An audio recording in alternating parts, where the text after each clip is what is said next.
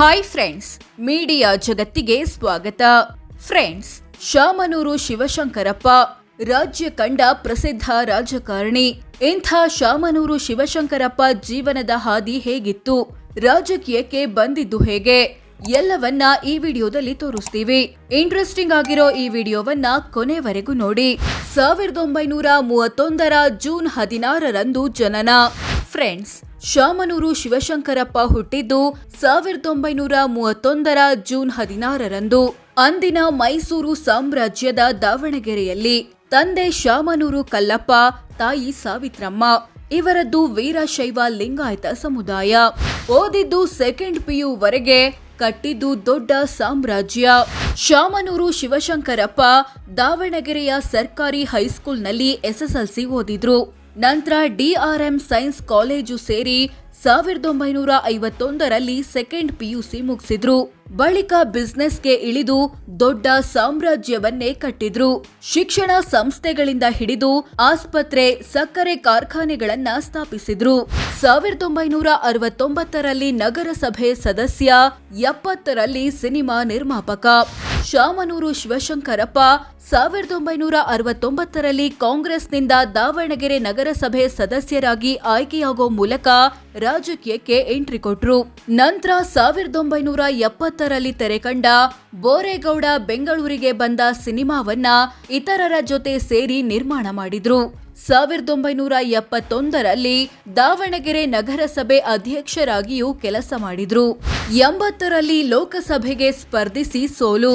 1980ರಲ್ಲಿ ಲೋಕಸಭೆ ಚುನಾವಣೆ ಬಂದಾಗ ಶಾಮನೂರು ಶಿವಶಂಕರಪ್ಪ ಕಾಂಗ್ರೆಸ್ ಯು ಪಕ್ಷದ ಅಭ್ಯರ್ಥಿಯಾಗಿ ದಾವಣಗೆರೆ ಕ್ಷೇತ್ರದಿಂದ ಕಣಕ್ಕಿಳಿದ್ರು. ಆದ್ರೆ ಸೋತು 3ನೇ ಸ್ಥಾನಕ್ಕೆ ತೃಪ್ತಿ ಪಡ್ಕೊಳ್ಬೇಕಾಯ್ತು. 94ರಲ್ಲಿ ವಿಧಾನಸಭೆಗೆ ಸ್ಪರ್ಧೆ, ಗೆಲುವು.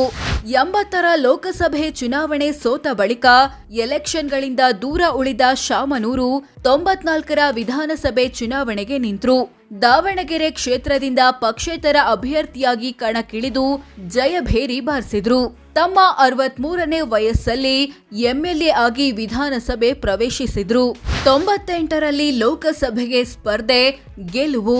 ಶಾಸಕರಾಗಿದ್ದ ಶಾಮನೂರು 98ರ ಲೋಕಸಭೆ ಚುನಾವಣೆಗೆ ಸ್ಪರ್ಧಿಸಿ ಗೆದ್ರು.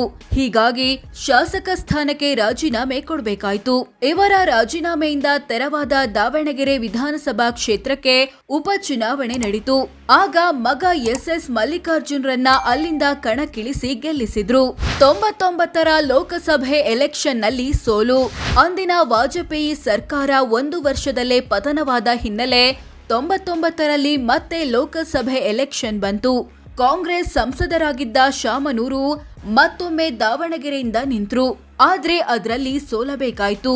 2004 ಅಪ್ಪ ಮಗನ ಕ್ಷೇತ್ರ ಅದಲು ಬದಲು. ಮತ್ತೆ ವಿಧಾನಸಭೆಗೆ ಶಾಮನೂರು ವಾಪಸ್. 2004ರಲ್ಲಿ ಲೋಕಸಭೆ ಮತ್ತು ಕರ್ನಾಟಕ ವಿಧಾನಸಭೆ ಚುನಾವಣೆಗಳು ಒಟ್ಟೊಟ್ಟಿಗೆ ಬಂದ್ವು. ಆಗ ಶಾಮನೂರು ಶಿವಶಂಕರಪ್ಪ ಮಗನ ಕ್ಷೇತ್ರವಾದ ದಾವಣಗೆರೆಯಿಂದ ವಿಧಾನಸಭೆಗೆ ನಿಂತರು. ಮಗ SS ಮಲ್ಲಿಕಾರ್ಜುನ್ ಈ ಹಿಂದೆ ತಂದೆ ಸೋತಿದ್ದ ದಾವಣಗೆರೆ ಲೋಕಸಭೆ ಕ್ಷೇತ್ರದಿಂದ ಕಣಕ್ಕಿಳಿದ್ರು. ವಿಧಾನಸಭೆ ಎಲೆಕ್ಷನ್ ಗೆದ್ದ ಶಾಮನೂರು 2ನೇ ಸಲ ಶಾಸಕರಾದ್ರು. ಆದ್ರೆ ಲೋಕಸಭೆ ಎಲೆಕ್ಷನ್ ನಲ್ಲಿ ಮಗನಿಗೆ ಸೋಲಾಯ್ತು. ಅದು ಕೂಡ ಶಾಮನೂರು ಶಿವಶಂಕರಪ್ಪರ ಅಳಿಯ GM ಸಿದ್ದೇಶ್ವರ್ ವಿರುದ್ಧ. 2008ರಲ್ಲಿ ಕ್ಷೇತ್ರಗಳ ಪುನರ್ ವಿಂಗಡಣೆ. ದಕ್ಷಿಣಕ್ಕೆ ತಂದೆ, ಉತ್ತರದಲ್ಲಿ ಮಗ ಕಣಕ್ಕೆ. 2008ರಲ್ಲಿ ಕ್ಷೇತ್ರಗಳ ಪುನರ್ ವಿಂಗಡಣೆಯಾದಾಗ ಶಾಮನೂರು ಶಿವಶಂಕರಪ್ಪ ದಾವಣಗೆರೆ ದಕ್ಷಿಣ ಕ್ಷೇತ್ರದಿಂದ ಕಣಕ್ಕಿಳಿದ್ರು. ಅದರಲ್ಲಿ ಗೆದ್ದು 3ನೇ ಸಲ ಶಾಸಕರಾದ್ರು. ಮಗ SS ಮಲ್ಲಿಕಾರ್ಜುನ್ ದಾವಣಗೆರೆ ಉತ್ತರ ಕ್ಷೇತ್ರದಲ್ಲಿ ಗೆದ್ರು. ಈ ನಡುವೆ ಶಾಮನೂರು ಶಿವಶಂಕರಪ್ಪರ ಮೊಮ್ಮಗಳು ಸುಷ್ಮಿತಾ ಬೆಂಗಳೂರಿನಲ್ಲಿ ಸಂಭವಿಸಿದ ಕಾರು ಅಪಘಾತದಲ್ಲಿ ಕೊನೆಯುಸಿರೆಳೆದ್ರು. 2012ರಲ್ಲಿ KPCC ಅಧ್ಯಕ್ಷ ಸ್ಥಾನ ಮಿಸ್ ಭಗ್ನವಾಯ್ತು ಮುಖ್ಯಮಂತ್ರಿಯ ಕನಸು. ಅದು 2012. ಡಾಕ್ಟರ್ G ಪರಮೇಶ್ವರ್ KPCC ಅಧ್ಯಕ್ಷರಾಗಿ 2 ವರ್ಷ ಆಗಿತ್ತು. 2013ರ ವಿಧಾನಸಭೆ ಚುನಾವಣೆಗೆ ಕೆಲವೇ ತಿಂಗಳು ಬಾಕಿ ಇತ್ತು. ಇಂಥ ಟೈಮಲ್ಲಿ KPCC ಅಧ್ಯಕ್ಷರನ್ನ ಬದಲಾಯಿಸಬೇಕು, ಲಿಂಗಾಯತ ನಾಯಕನನ್ನ, ಅದರಲ್ಲೂ ಶಾಮನೂರು ಶಿವಶಂಕರಪ್ಪರನ್ನ KPCC ಅಧ್ಯಕ್ಷ ಮಾಡಬೇಕು ಅನ್ನೋ ಕೂಗು ಕೇಳಿಬಂತು. ಶಾಮನೂರು ಮನೆಯಲ್ಲಿ ಸಭೆಗಳು ನಡೆದ್ವು. ಈ ವೇಳೆ ಮಾತನಾಡಿದ್ದ ಶಾಮನೂರು, ನನ್ನನ್ನ ಕೆಪಿಸಿಸಿ ಪ್ರೆಸಿಡೆಂಟ್ ಮಾಡಿದ್ರೆ 2013 ವಿಧಾನಸಭೆ ಚುನಾವಣೆಯಲ್ಲಿ ಕಾಂಗ್ರೆಸ್ಗೆ 150 ಸೀಟು ಬರುವಂತೆ ನೋಡಿಕೊಳ್ತೀನಿ. ಲೋಕಸಭೆ ಚುನಾವಣೆಯಲ್ಲಿ 22ರಿಂದ 25 ಸಂಸದರು ಆಯ್ಕೆಯಾಗುವಂತೆ ಮಾಡ್ತೀನಿ ಅಂದ್ರು. ಅಂದ್ಹಾಗೆ ಪಕ್ಷ ಗೆದ್ರೆ ಕೆಪಿಸಿಸಿ ಅಧ್ಯಕ್ಷರೇ ಸಿಎಂ ಆಗುವ ಸಂಪ್ರದಾಯ ಕಾಂಗ್ರೆಸ್ನಲ್ಲಿತ್ತು. ಹೀಗಾಗಿಯೇ ಶಾಮನೂರು ಕೆಪಿಸಿಸಿ ಪಟ್ಟಕ್ಕೆ ಪಟ್ಟು ಹಿಡಿದಿದ್ರು ಎನ್ನಲಾಗುತ್ತೆ. ಆದ್ರೆ ಕೆಪಿಸಿಸಿ ಅಧ್ಯಕ್ಷರನ್ನ ಬದಲಾಯಿಸಲಿಲ್ಲ ಕಾಂಗ್ರೆಸ್. ಇದರೊಂದಿಗೆ ಶಾಮನೂರು ಸಿಎಂ ಆಗುವ ಕನಸು ಕೂಡ ಭಗ್ನವಾಯಿತು. 2013ರಲ್ಲಿ 4ನೇ ಗೆಲುವು ಸಿಕ್ತು ಮಂತ್ರಿಗಿರಿ. 2013ರ ವಿಧಾನಸಭೆ ಚುನಾವಣೆಗೆ ಮತ್ತೊಮ್ಮೆ ಕಣಕ್ಕಿಳಿದ ಶಾಮನೂರು ಗೆದ್ದು 4ನೇ ಸಲ ಎಂಎಲ್ಎ ಆದ್ರು. ಕಾಂಗ್ರೆಸ್ ಕೂಡ ಗೆದ್ದು ಅಧಿಕಾರಕ್ಕೆ ಬಂತು. ಆದ್ರೆ ಕೆಪಿಸಿಸಿ ಅಧ್ಯಕ್ಷರಾಗಿದ್ದ ಪರಮೇಶ್ವರ್ ಸೋತೋದ್ರು. ಕೊನೆಗೆ ಸಿದ್ದರಾಮಯ್ಯಗೆ ಸಿಎಂ ಸ್ಥಾನ ಒಲಿತು. ಸಿದ್ದು ಸರ್ಕಾರದಲ್ಲಿ ಶಾಮನೂರು ಶಿವಶಂಕರಪ್ಪರನ್ನ ತೋಟಗಾರಿಕೆ ಮತ್ತು ಕೃಷಿ ಮಾರುಕಟ್ಟೆ ಸಚಿವರನ್ನಾಗಿ ಮಾಡಲಾಯಿತು.